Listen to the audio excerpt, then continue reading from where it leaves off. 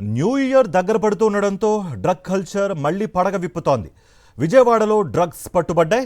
Machavaram police station పరిధిలోని కేకే grand hotel వద్ద task force పోలీసులు దాడులు చేశారు. 10 గ్రాముల MDMA డ్రగ్స్ను సీజ్ చేసి 2 నిందితులను అరెస్ట్ చేశారు. పట్టుబడ్డవారు మధురానగర్కు చెందిన పారేటి వెంకట జగదీష్, సింగ్నగర్కు చెందిన అఖిలేష్గా గుర్తించారు. బెంగళూరు నుంచి డ్రగ్స్ తీసుకొచ్చినట్లుగా తెలుస్తోంది. ఇక నిందితులను పట్టుకునే క్రమంలో ప్రధాన నిందితుడు పరారయ్యాడు. నెల్లూరుకు చెందిన దొడ్డు రాజేష్ ప్రధాన నిందితుడిగా గుర్తించినట్లుగా సమాచారం. ఇదే అంశానికి సంబంధించి మరింత సమాచారం మా ప్రతినిధి సురేంద్ర అందిస్తారు. సురేంద్ర, బెంగళూరు నుంచి డ్రగ్స్ వచ్చినట్టుగా కూడా సమాచారం అందుతోంది పోలీసుల నుంచి. బెంగళూరుకి ఎక్కడి నుంచి వచ్చింది, దాన్ని ట్రేసింగ్ అండ్ ట్రాకింగ్ ఎంతవరకు వచ్చింది?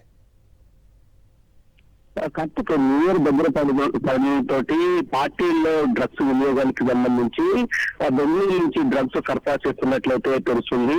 విజయవాడ మాచవరం పోలీస్ స్టేషన్ పరిధిలో మొన్న రాత్రి 10 గ్రాముల MDMA డ్రగ్స్, దాంతో పాటు 2 నిందితులు కూడా ఆ పోలీసులు అరెస్ట్ చేశారు.